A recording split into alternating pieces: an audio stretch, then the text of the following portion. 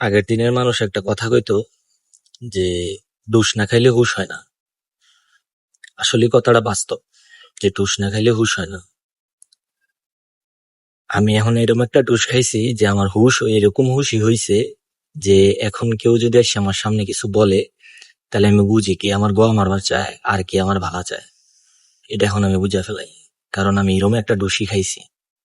এখন কোন মানুষটা আমার ভালো চাইতেছে আর কোন মানুষটা আমার খারাপ চাইতেছে এটা আমি বুঝি কথার দ্বারাতে। এমন ডুস খাইছি এখন আমি। তাই জীবনে ডুস খাইতে হইব, ডুস না খাইলে হুশ হইব না।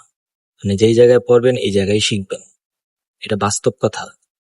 আপনি যদি বিপদে না পড়েন তাইলে আপনি বুঝবেন না আসলে মানুষের আসল রূপ কিরকম। মানুষের রূপ সম্পর্কে ধারণা হইব না, মানুষের দেখায় একটা করে আরেকটা। এটা বাস্তব। আপনার বিপদে পড়তে হইব, বিপদে না পড়লে কিচ্ছু বুঝবেন না। যেই আপনার এত ক্লোজ বা এত গভীর সম্পর্ক, বিপদে বইরা দেখেন সব শেষ। ওই মানুষটা জিগাইব না যে কি হয়েছে বা কেমনে কি হয়েছে, যত আপন মানুষই হোক। তাই জীবনে ডুস খাওয়ার দরকার, বিপদে পড়ার দরকার। বিপদে না পড়লে মানুষের আসল রূপ দেখা যায় না। বিপদে পড়লে হতাশ হইবেন না, হতাশ হওয়ার কিছু নেই। আপনি এই জায়গা থেকে শিক্ষা নিবেন, অনেক কিছু শিখার আছে।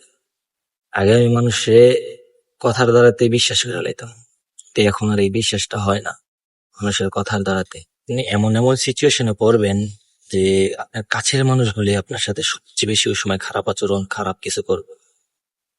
তাই বিপদে পড়লে বিপদটা কাইটা যায় ভাই, বিপদ থাকে না বেশি দিন, বিপদ বেশি দিন থাকে না, বিপদ কাইটা যায়।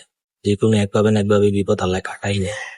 কিন্তু এই বিপদের সময় কে সাথে ছিল আর কে দূরে ছিল এই জিনিসটা মাথায় থাকতে হবে। এই বিপদের সময় মানুষগুলো চিনে রাখবেন কে কোন সময় কি করে। একটা কথা আছে যে 10 টাকার আত্মাটা বাংলা বাংছে, কুত্তাটা তো চিনছি। কুত্তাটা চিনা রাখবেন ভাই, কুত্তাটা চিনা রাখবেন।